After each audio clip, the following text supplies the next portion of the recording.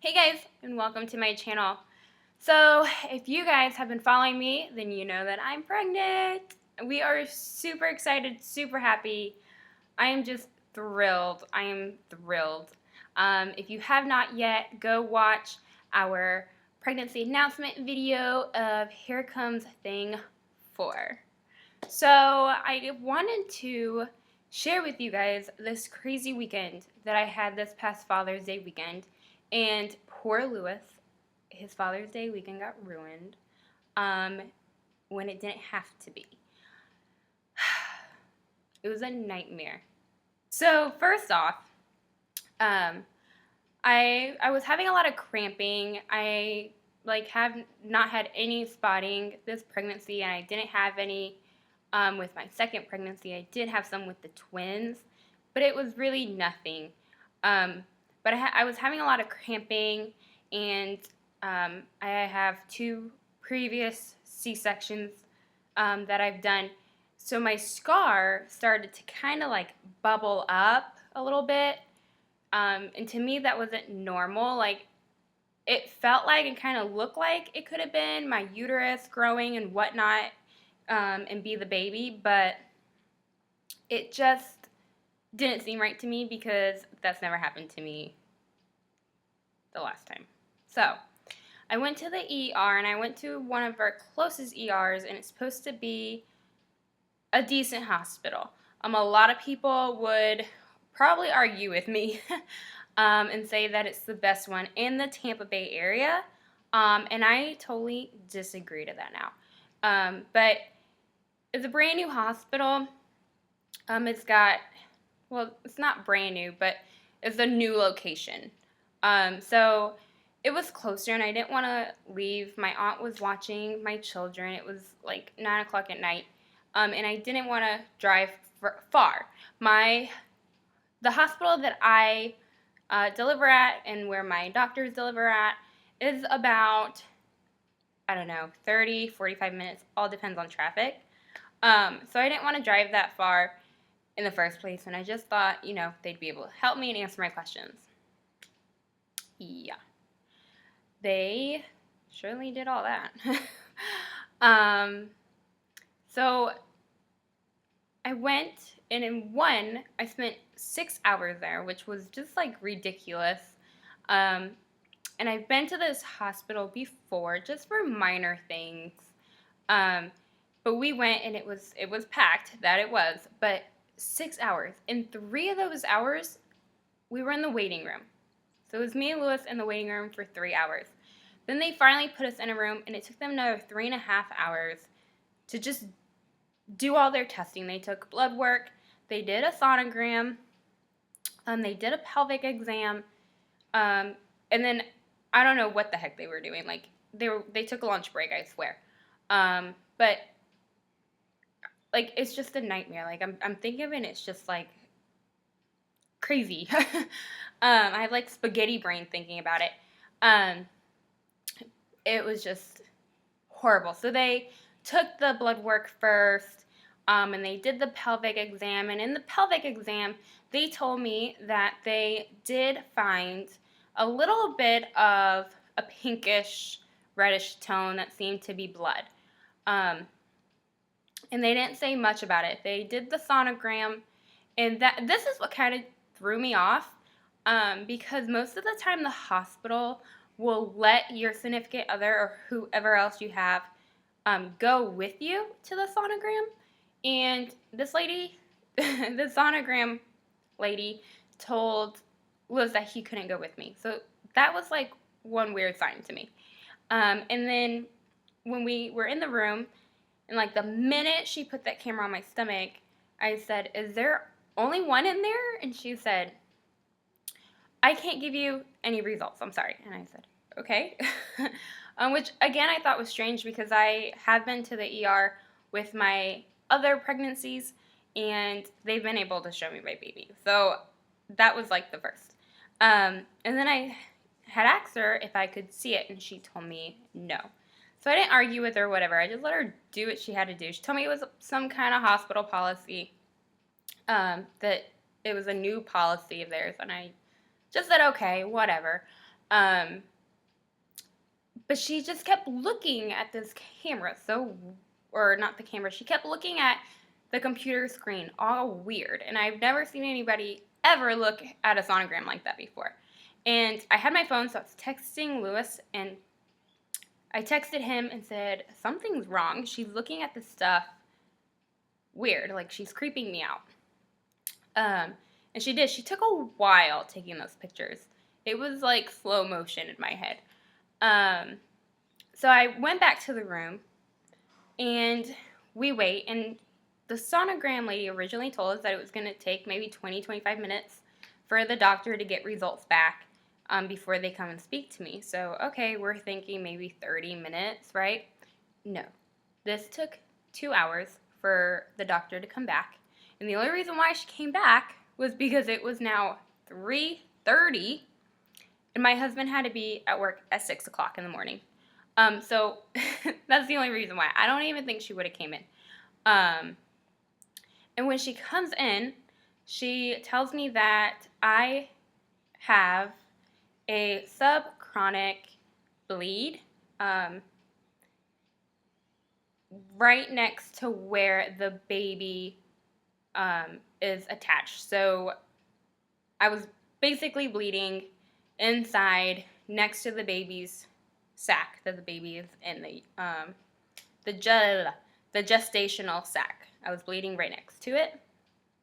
And I said, okay, what does that mean? So her first sentence is, well, you'll either miscarry or it'll just go away. Okay. Pause button right there, because you just said the word miscarry. Yeah, like that's not gonna fly with anybody.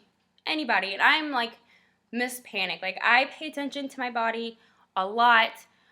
The minute my body starts to ache or something's just different, I'm paying attention, and I'm gonna go to the freaking doctor and find out. And I Google everything. That was the other bad part, is I Google everything. So the minute somebody tells me something at the doctor's office or the ER, you better know I'm in my car on Google. So literally everything else she was saying and talking about, I did not hear. I did not hear anything else but that word miscarry. And I had so many questions. I had so many questions the whole time that we were sitting there. I kept asking Lewis. I was like, why this? Why that? Why does she do this? Why does she ask that? And he said, I don't know. Why don't you ask her? And I said, okay. And literally went blank. I had nothing to say to her after I heard miscarry. Then she went on to tell me that I had some, I don't even know the real name of it, but she told me that I had some kind of bacterial pH imbalance infection thing that I guess our women's bodies just normally make down there. And I guess during pregnancy, your body can make more of that and produce more. So my body, I guess, to her, was doing that. And she gave me a prescription for that. And then they said that I had a UTI and gave me a prescription for that. Now, I don't like taking medications when I am pregnant. I've had UTIs, I've had kidney infections, I've had tons of things all in my last pregnancies that caused me a lot of issues. And yes, I did take medication.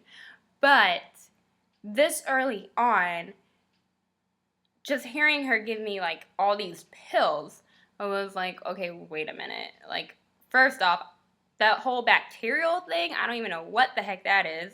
I don't even know the medication she said. Like, never heard it in my life. And you're telling a pregnant person, go, like, take this. So, yeah.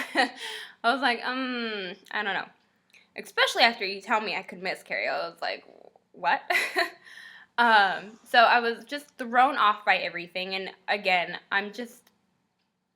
I'd rather do like a home remedy or try to get rid of an infection naturally than taking medication first. And UTIs, I've done that before. So I don't actually take medication for UTIs. I know how to get rid of them naturally and just by taking care of myself. So UTIs and stuff like that don't really scare me and panic me. But then she told me to follow up with my doctor the following Monday, which was yesterday. And if you guys are watching this, it is Tuesday, hopefully. But anyway, so she told me to follow up with my doctor, which is a different doctor who delivers at a different hospital, and they knew all this, so they gave me all the paperwork that I would need to show. I called my doctor on Monday. I speak to the nurse and tell her what's going on and that I have this paperwork, and they told me to follow up with the doctor ASAP on Monday. My nurse tells me that they can't follow up with me unless I went to their hospital and they had the same results and their doctors told me to follow up with them. And they just said that was like the new law, whatever. So anyway, I went back for another hospital trip Monday in the afternoon, and like, this is the pure reason why I chose to deliver at this hospital. They're just fast, and they will get to the bottom of everything. And they don't make you wait around waiting for 3 hours. Like, ridiculous. But anyway, I'm at the hospital, and literally within an hour of being there, they did a urine test. They've taken my blood work. They did a pelvic exam and a sonogram. Like, everything done. Done. The sonogram came back good, just to say. But the sonogram, it made me so happy. We got to see the baby. And we were like, Lewis couldn't keep his eyes off that screen. He just couldn't.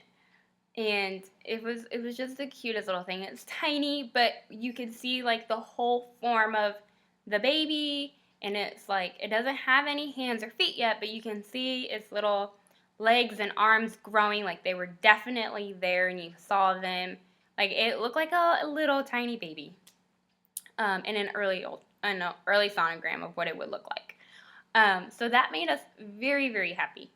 And we went back to our room. The doctor came in, and they said that, yes, they did find the subchronic bleed that the other hospital was talking about, but that bleed was 8 millimeters. 8 millimeters in size. 8 millimeters. That it was very, very tiny, and they have it written down on paperwork.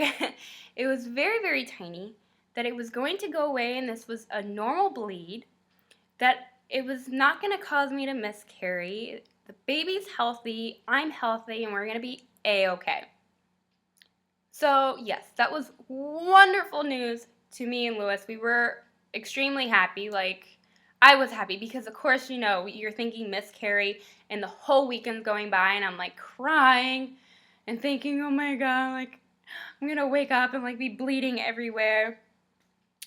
To find out that it was, like, nothing, and nothing was going to happen. And it was like this big relief off my shoulders. So then I asked the doctor, I said, okay, well, what about the infections that they said I had? And they told me, no, none of that popped up. We did not find any of that. The doctor did say that they were happy that I did not take the medication that the original hospital prescribed to me, and that one of the medications would have made me miscarry. My doctors are not thrown off that I'll deny medication. They have that in my record. I deny a lot when I'm pregnant, and I just rather do things my way. I know how my body is and whatever else. So that doesn't surprise them in any way that I told them that I didn't go and buy that. So that to them was normal for me. But they were very happy that I listened to my instincts and did not go and get that medication and take it. And I am happy. I am very, very happy. And thank goodness for just those motherly instincts that us moms get when we are pregnant and we are moms. Because that saved my baby, hands down. So that was my crazy weekend. I am so happy and just so relieved. I'm feeling much better now, much better now. I'm happy. Like, I spent my whole weekend sad and depressed and whatever else, and Lewis wouldn't let me do anything. Anything. And like, the minute she told us that we could miscarry, he was like, sit down, don't move, I got everything. So that also explains the background. It's not my house, it is my parents' house. My parents are visiting my grandma, so we are holding the fort down here. Like, I kind of feel like I'm on a mini vacation, even though I don't live far. But yeah, I feel like I'm on a mini vacation, and I'm happy. And now I can enjoy this pregnancy and not worry. Thank goodness. Thank goodness.